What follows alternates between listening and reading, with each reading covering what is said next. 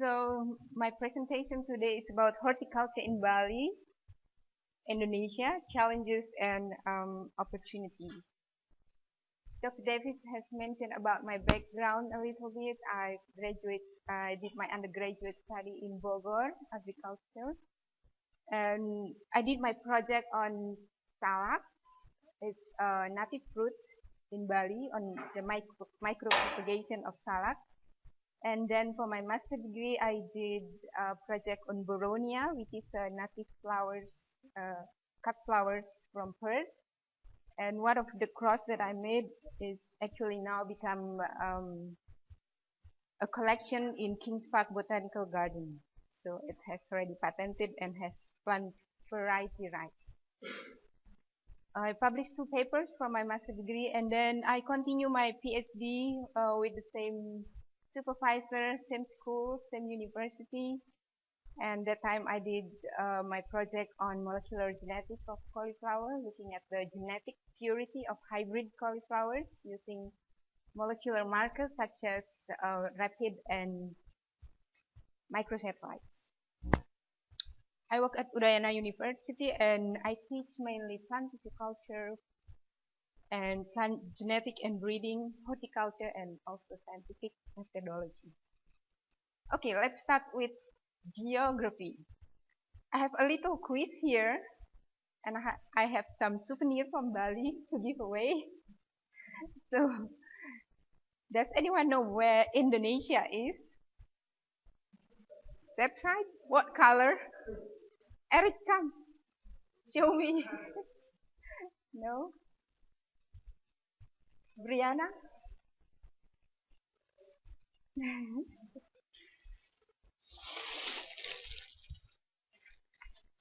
All right, can 2 people come and show where Bali and Indonesia is? Let's start with Texas. Where is Texas? If you don't know Indonesia, show me where Texas.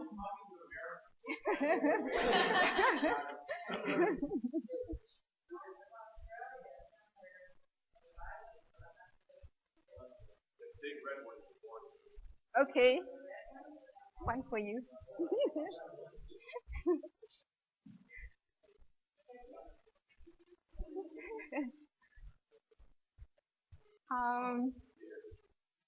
I can't remember your name. David. Yeah.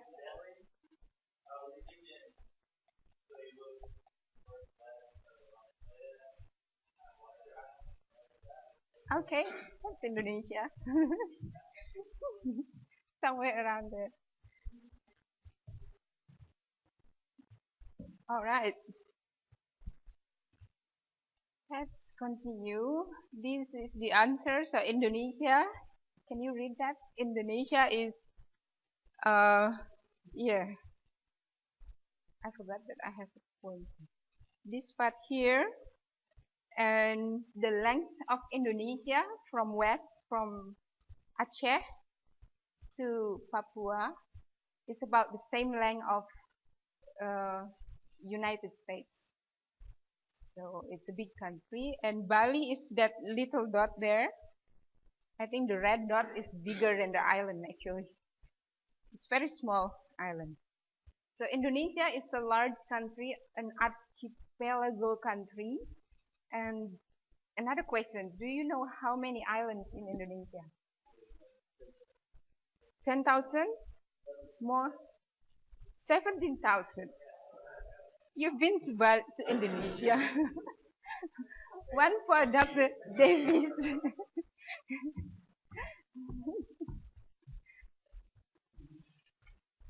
Okay, it's more than 17,000 islands in Indonesia, but only about a third of it being inhabited. This is a map of Indonesia, showing the elevation. You can see every island has mountainous area from Sumatra, Borneo. Java is the main island. Most of the people live in Java. I think about 60% of the population live in this island. So very crowded island. And Bali just next to it. Sulawesi is another big island, and Papua. And we have a lot of volcanoes that erupted every once in a while, and so we have very fertile volcanic soil, and that there we grow our vegetable and other horticulture. Some Indonesian facts: the area of Indonesia is about 1.9 thousand square kilometers, which is about 3 times, a little bit less than 3 times of Texas. We have a hot and humid climate, but it's very present in the mountainous areas. Elevation up to 5,000. Yes, we have snow, a little bit of snow in Papua. Population is about 250 million. Few weeks ago, Dr. Davis mentioned about how to feed the challenge of feeding 9 billion people. 250 million are in Indonesia. Indonesia is a very diverse country. In terms of religion, we have Muslim as the majority, and then some other like Christian, Hindu only minority, Buddhist as well.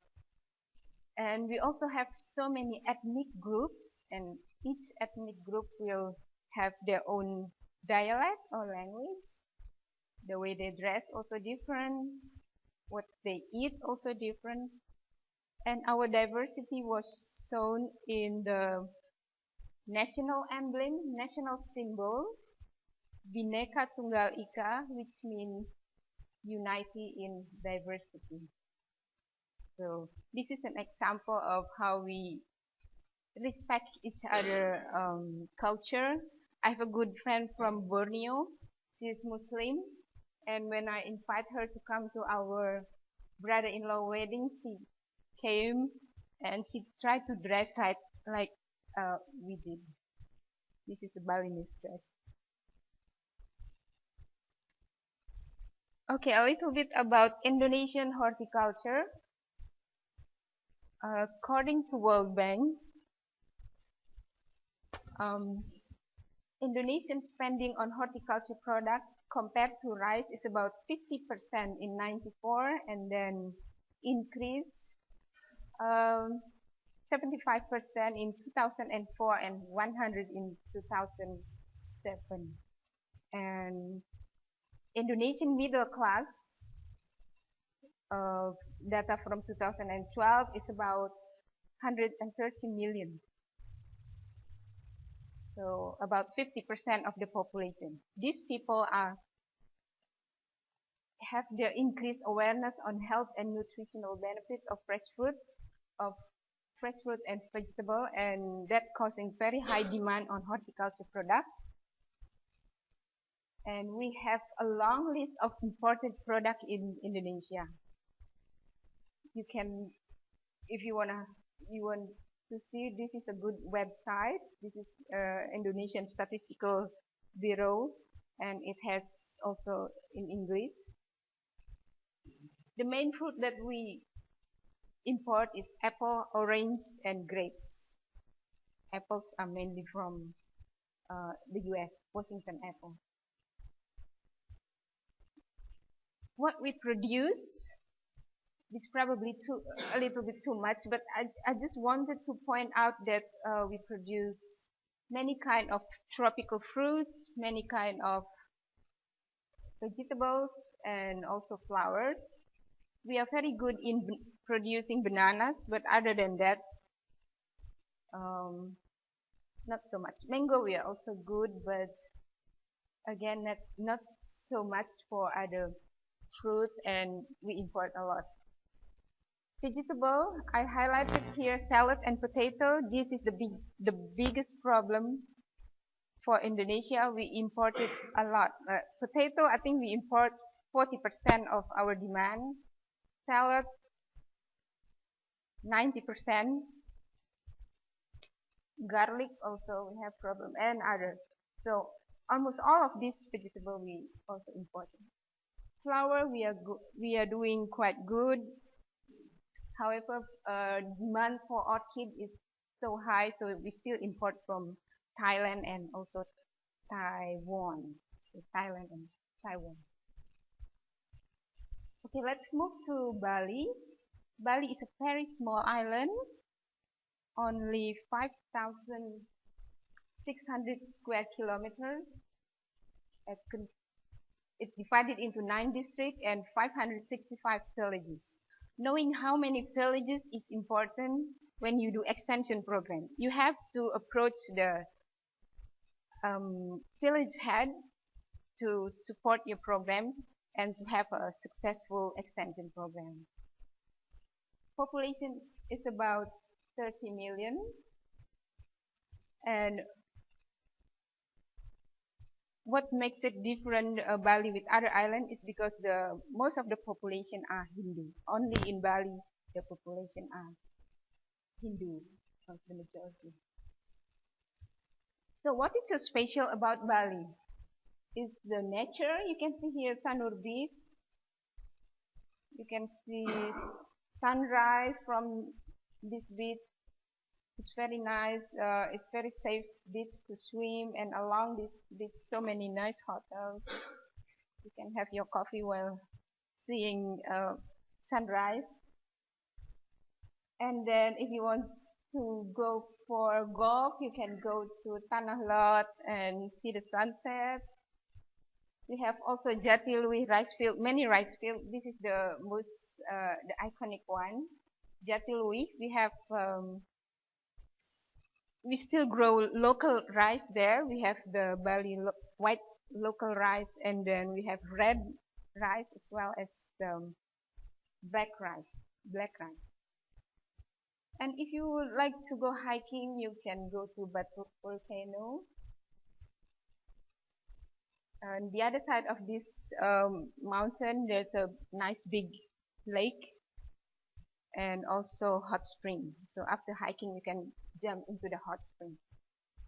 This is my two sons, Gunta and Ari. Besides that, the culture, I think the most special or make tourists come to Bali is the culture. We have so many temples, and celebration is around the year. So anytime you come to Bali, always celebration around. Here is the elaborate, how elaborate the, I think I clicked something wrong. Okay.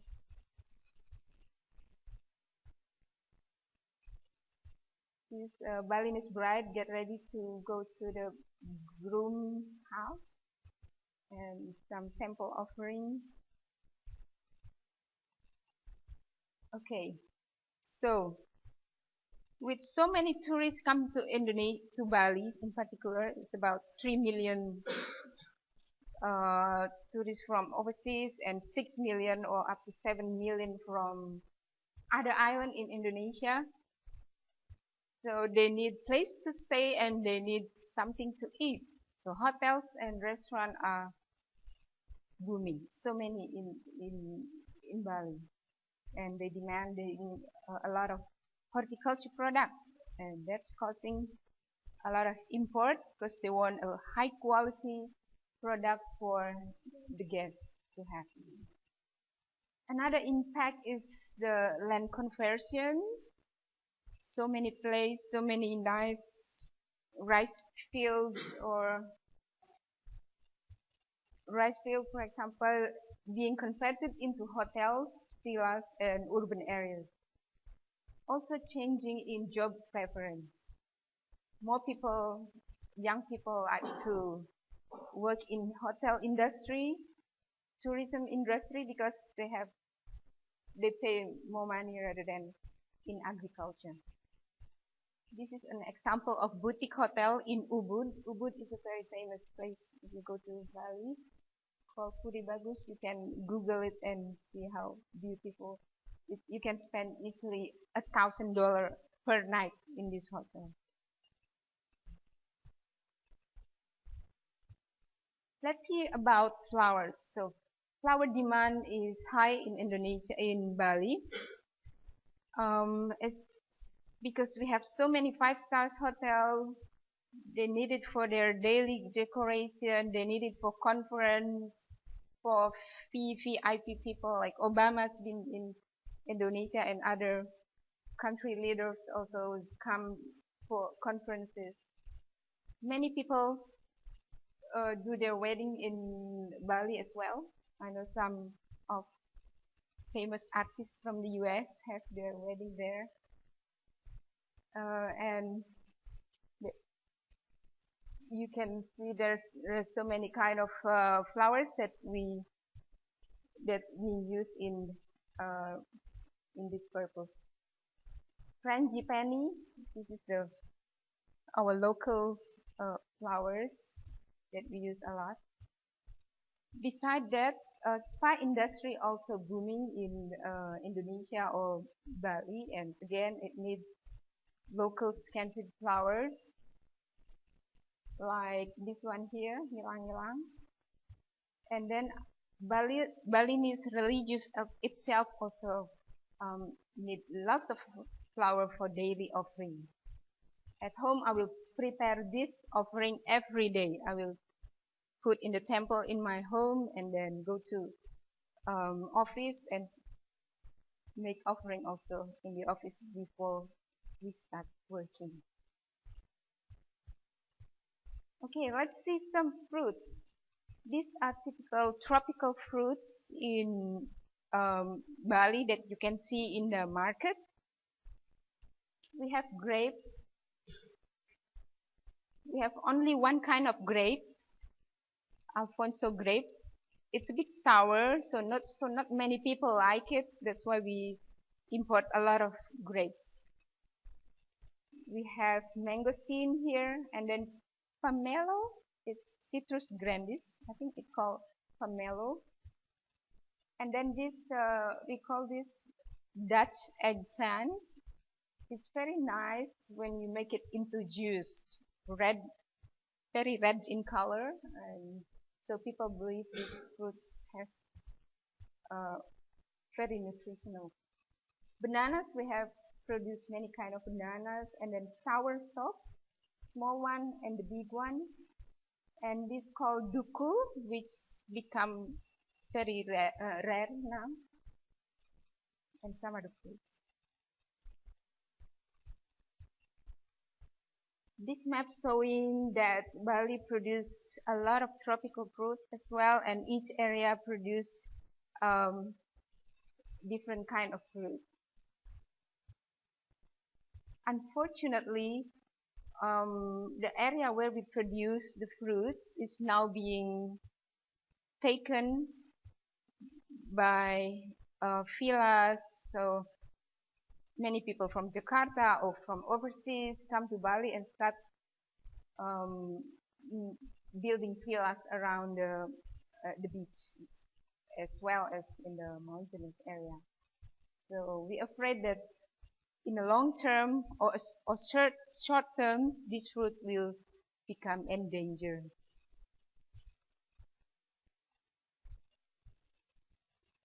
Okay, let's see our Bali fruit, or the icon of Bali, which is salak Bali.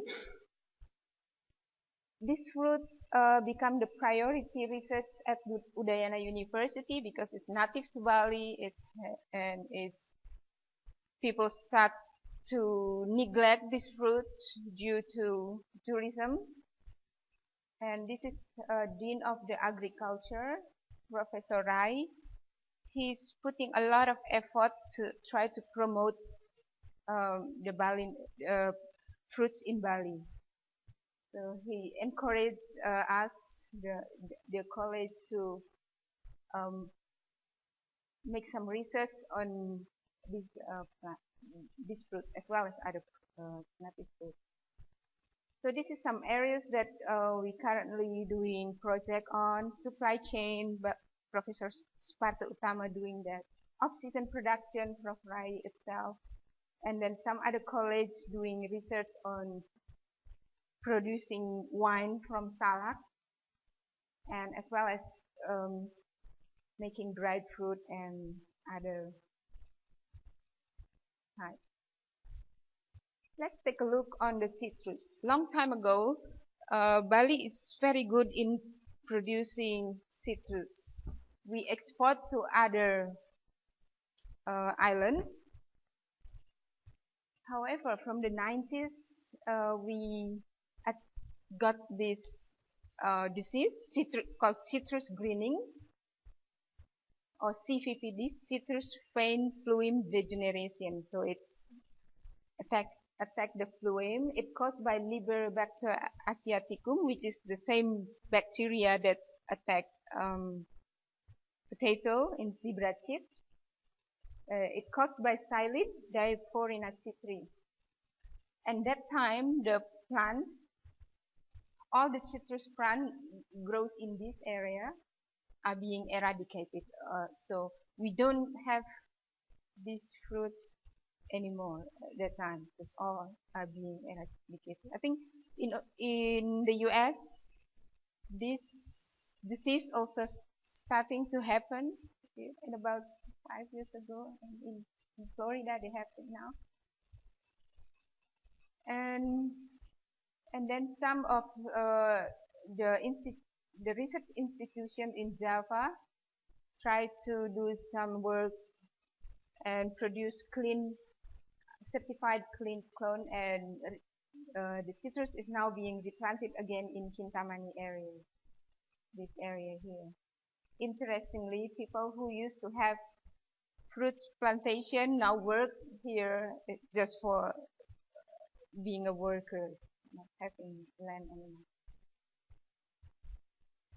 We also have many kind of rare native fruits which believed to have health benefits. This jewet, for example, it's actually have a texture like cherry. If you eat this fruit, you will have a purple tongue and purple lip.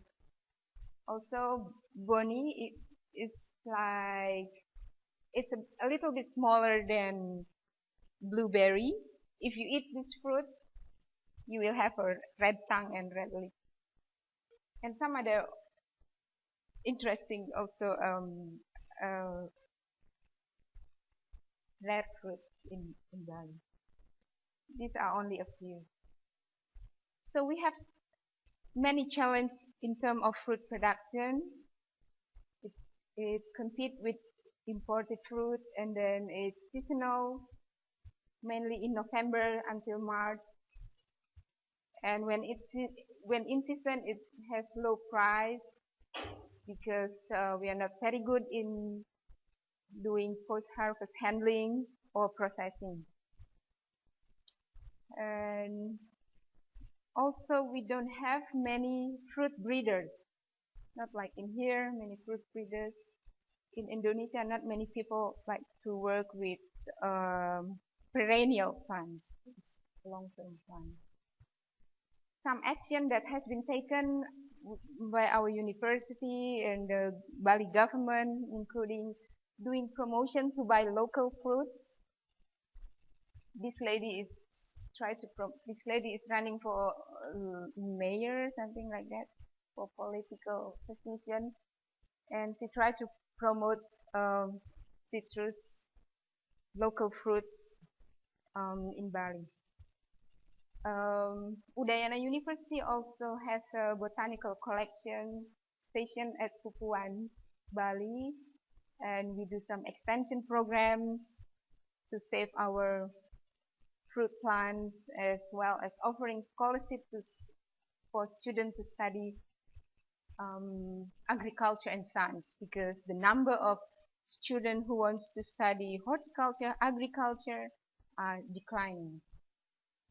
They tend to go to tourism school, something like that. Let's take a look on vegetables. Again, demand from hotel and restaurant for local kind of vegetables are high, getting higher.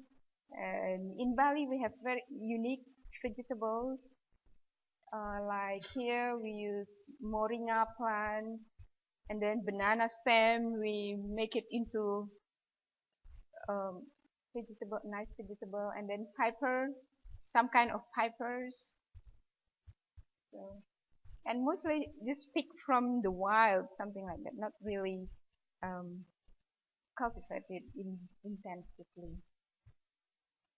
The most popular vegetable is kangkung. Also, if you come to Bali, make sure you try this. This is plating kangkung. It's served in any restaurants in Bali, and this is the famous place, Jimbaran Bay Cafe Street, where they serve these vegetables. So you can go swimming and then have dinner afterwards. In the highlands, we grow brassica, onion, potato, and other kind of subtropical vegetables. Okay, let's now see a little bit about my research. The first one is microsatellite microspore culture to produce homozygous line. I did this project when I for my sabbatical leave 3 years ago in University of Western Australia. So we wanted to make an hexaploid brassica. We want new varieties, more vigorous plants. So, and maybe we can pull up some new characteristic like resistance. So why using microspore culture? Because we can get the homozygous line within a short time, 3 months.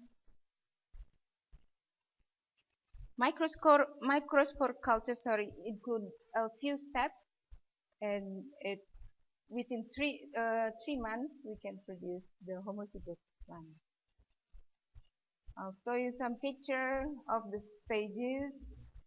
But isolation has to be certain size, 2 to 4 millimeters, and then within 7 days you can see the cells start swelling. 2 weeks you can see the torpedo size, and within 4 weeks you can see the embryo already growing on the petri dish. And that time I tried 17 genotypes, and they have variability in their growing. Some grows really well, many embryos, while some are just not. After that, we transfer into media with DAP and zeatin. And when the shoots start coming, we move it into hormone-free medium. And within 5 weeks, it's already a good plantlet ready to be acclimatized. So within 3 months, I got this plant. We have, with the University of Western Australia, we have continuous collaboration. I've been able to send students, staff, including staff from IPD Bogor, staff from seed company called BC to learn about this technique. And then students also continue doing research on microspore culture because we don't have good facilities, so students do their project in the seed company. Another project is broccoli cultivar trials. Try to look for resistant heat tolerance, and this project was with Cornell University. I learned how to use their scoring method to get the overall performance of the broccoli. This is some people helping me from agriculture department. This picture was taken after we harvest most of the plants, so not so many broccoli left. And this is the overall performance in higher altitude area compared to lower altitude. Castle Dome is the best, and this is some picture of all the broccoli being trials. This is how they are different. Castle Dome within 55 days is already produced very good crops, while Alborada still a long way to go. I also do a project on cauliflowers, and with different seed companies, and again we look for good quality cauliflowers. I have data, but I haven't done any analysis on that, so still on hold. Okay, now we move to seed potato project. Problems we have in Indonesia in general and also in Bali that we don't have early generation seed potato. There are, but not so much, so it's become very expensive. And so the farmers usually use part of their harvest as a seed. That's causing low quality of harvest, which is not good for hotel and restaurant. That's why we import so much potatoes. And this is a figure from last semester. One semester in last year, Indonesia imported 22 tons of potatoes. Big value, 14 million value. I think this year is like double or triple the value.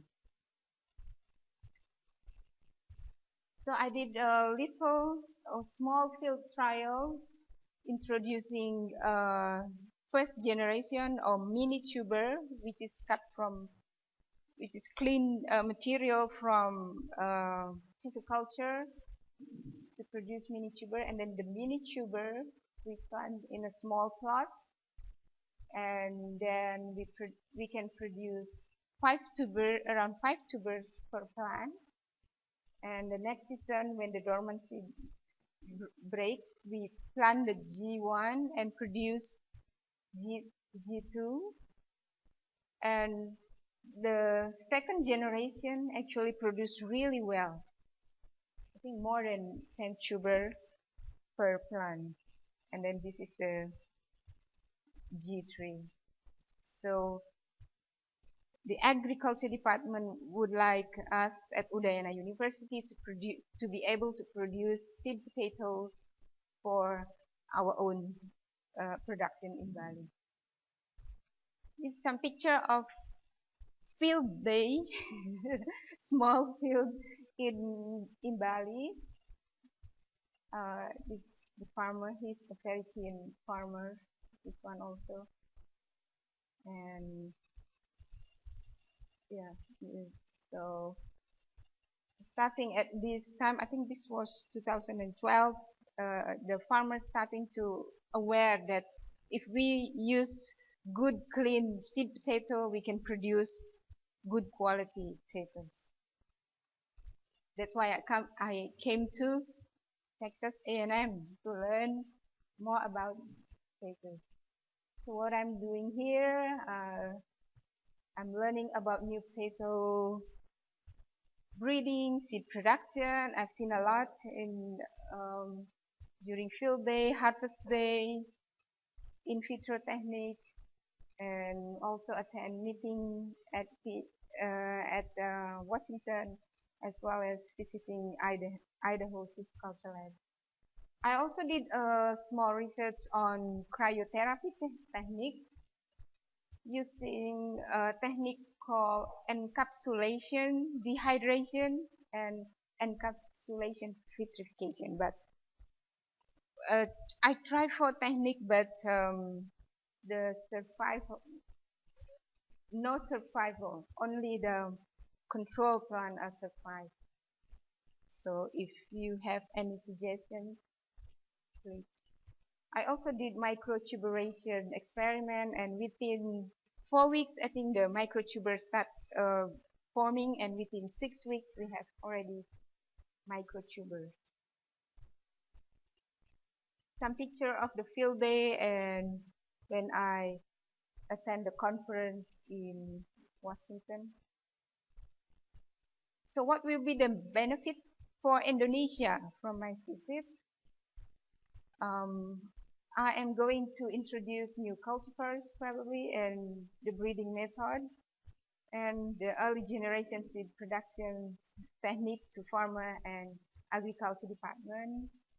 I will also continue doing research in cryotherapy because this obviously will be beneficial not only for potatoes but also for chrysanthemum.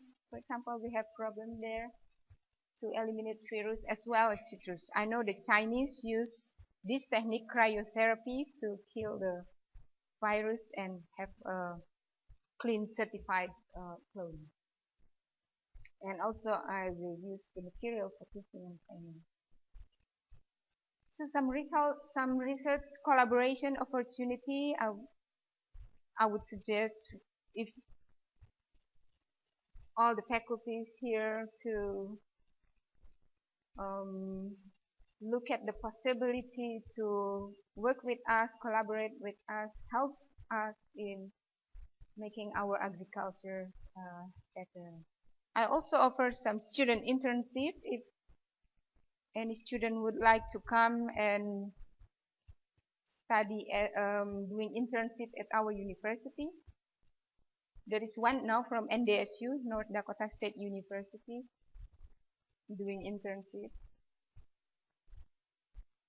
Okay, before I finish up, I introduce a little bit about Udayana University. We have 12 colleges with around 15,000 students.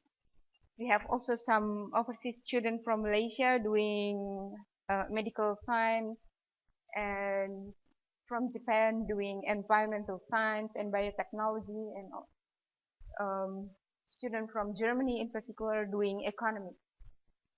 Postgraduate study, we have many study programs for master and doctorate degree. We have double degree with Yamaguchi University in particular for environmental and biotechnology.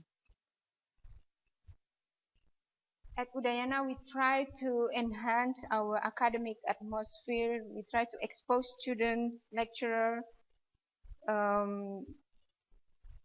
to engage more with overseas people. We conducted conference, training, guest lecture. Dr. Davis was one of our guest speakers 2 years ago for the conference, and guest lecture from NDSU, for example, and this one here, training from Adelaide University, Dr. Margaret Campbell. Some student activities. We try to make the learning a fun experience. So we do this outdoor. This is how we do the culture. We use aluminum foil for the cover. Some students in the mangrove forest, and some students are graduating. This is actually 2 days before the graduation. We have a special ceremony before the actual graduation. I think that's all. Before I finish up, I would like to thank Dr. Miller. Unfortunately, he's not here at the moment. Dr. Davies, Dr. Sam Thompson, Doug, Angel, and Brianna for the inspiration, support, knowledge, and make my visit a fruitful and a wonderful journey. Thank you, and looking forward to seeing you all in Bali.